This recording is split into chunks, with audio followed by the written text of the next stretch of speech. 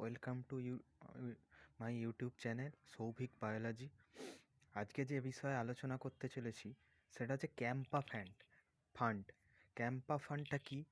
ক্যাম্পার পুরো কথা হচ্ছে compensatory afforestation fund management and planning authority. তাই শুরু করা যাক বন্ধুরা। ক্যাম্পা ফান্ড সম্পর্কে আজকে কিছু তথ্য দেখে নেওয়া যাক। ক্যাম্পা ফান্ডে কীভাবে গঠন করা হয়? ক্যাম্পা ফান্ড অ্যাক্ট অনুসারে কী বলেছে? Enacted by parliament of India in 2016। 2016 সালে পার্লামেন্টের আইন অনুসারে ক্যাম্পা ফান্ড অ্যাক্ট আনা হয়।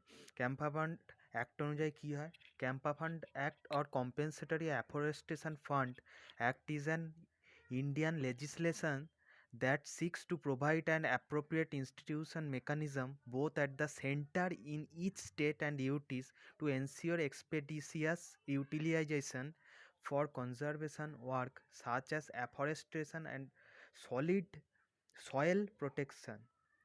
মানে যারা ধরো নতুন শিল্প করছে বা যে জমিতে করা হচ্ছে সেখানে তো ফরেস্ট নষ্ট করে, বা যেখানে ফরেস্ট আছে ওখানে ধরো শিল্পায়ন যদি করা হয় বা সেটার ক্ষতিপূরণ যাবৎ যে ডেভেলপার বা কনস্ট্রাকশন প্রজেক্টগুলো যারা করছে তাদেরকে একটা ফান্ড দিতে হবে। কাদের? সেন্টার কেন্দ্রীয় সরকার এবং ইচ স্টেট, যে স্টেটে হচ্ছে সেই স্টেটকে, আর ইউটি মানে ইউনিয়ন টেরিটরিতে হলে তাকে দিতে হবে। সেটাকেই আমরা ক্যাম্পা ফান্ড বলছি।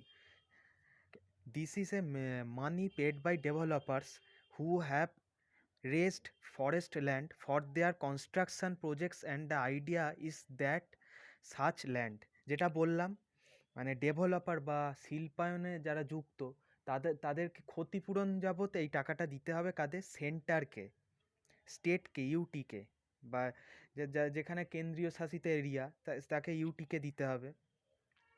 তাই এই সংক্রান্ত একটা খবর দ্য হিন্দু নিউজ পেপারে বেরিয়েছিল কিছুদিন আগে, এই 3 দিন আগে, এই 7ই ডিসেম্বর মঙ্গলবার এই সংক্রান্ত একটা খবর বেরিয়েছিল। সেই সম্পর্কে একটু দেখে নেওয়া যাক। এটা হচ্ছে সেই খবরটা, afforestation funds release two state, মানে স্টেটকে দেয়া হচ্ছে কি অ্যাফরেস্টেশন ফান্ড, যেটাকে বলছি ক্যাম্পা ফান্ড। এই সম্পর্কে কিছু তথ্য দেখে নেওয়া যাক। সব তো পড়ার দরকার নেই, কিছু ইম্পর্টেন্ট ফ্যাক্টস সেগুলো মনে রাখা দরকার। যেমন এখানে বলছে স্টেটস হ্যাভ দেয়ার ওন, নিচের লাইনে, states have their own establishment monitoring mechanism is to check if the funds are being used for their intended purpose. এই ফান্ডটা সেই স্টেটকে দেয়া হবে মনিটরিং করার জন্য বা মনিটরিং মেকানিজম গঠন করার জন্য। The centre also has its own monitoring scheme approves funds for use by state. মানে সেন্টারও এই ক্ষেত্রে মনিটরিং বেস স্কিমস আনবে, সেগুলো কি অ্যাপ্রুভ করা হবে, এবং fund for use by state, মানে এই ফান্ডটাও দেওয়া হবে স্টেটকে যাতে ইমপ্লিমেন্ট করতে পারে স্টেট সঠিকভাবে। এবার বলছে independent concurrent monitoring and evaluation and third-party monitoring of works undertaken from the state fund is included in the annual plan of operations of the respective state CAMPA, and states are required to carry out internal and third-party monitoring of the compensatory afforestations and other activities, the Environment Ministry said. এটা জানিয়েছে environment মিনিস্ট্রির পক্ষ থেকে যে third party মনিটরিংয়েরও একটা ব্যবস্থা করতে হবে, মানে যৌথভাবে একটা কনকারেন্ট, যৌথ রাজ্য এবং সমেত একটা মনিটরিং প্রসেস ফলো করে সে ক্যাম্পা আইনটাকে যথাযথভাবে পালন করতে হবে। তারপর কি দেখা যাচ্ছে? In addition measurable output of all physical activities and targets of each permissible activity, along with checking if deadlines are met, in monitored by the state executive committee and state steering committee। মানে state steering committee আর executive কমিটিকেও এই monitoring করার জন্য গুরুত্বপূর্ণ ভূমিকা পালন করতে হবে। কিসের জন্য? ক্যাম্পা অ্যাক্ট যাতে সঠিকভাবে লাগু হয় সেই বিষয়টা খতিয়ে দেখবে। এখানে দেখা যায় Chhattisgarh and Odisha have and maximum amount of transferred to them are close to 5,700 crore each, followed by Jharkhand, and Maharashtra at around 3,000 crore. Chhattisgarh ওড়িশাকে এক্ষেত্রে বেশি ক্যাম্পা ফান্ডের পক্ষ থেকে ফান্ডিং করা হয়েছে। মহারাষ্ট্রকে যেখানে দেওয়া আছে 3,000 কোটি, সেই জায়গায় ঝাড়খণ্ডকে দেওয়া হয়েছে 5,700 কোটি টাকা।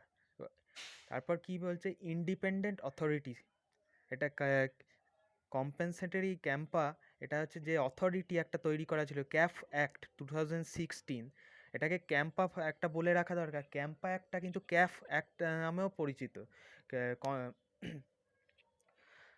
এবার ক্যাফ অ্যাক্টে কি বলছে, which came into being more than a decade since it was devised, establish an independent authority, the compensatory afforestation fund management and planning authority to execute the fund.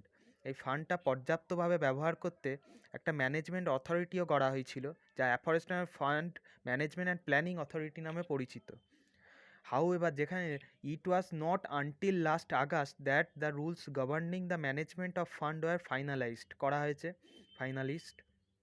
The rules specify that the fund are to be used for catchment, area treatment, wildlife management এ সাহায্য করবে, forest fire prevention, যাতে চলে দাবানল না লাগে সেই জন্য, soil and moisture conservation, মাটির প্রকৃতি যাতে ভালো থাকে, পরিবেশের ভারসাম্যতা যাতে বজায় রাখে, সেই ফান্ড প্রোভাইড করা হবে যাতে সঠিকভাবে ইমপ্লিমেন্ট করতে পারে।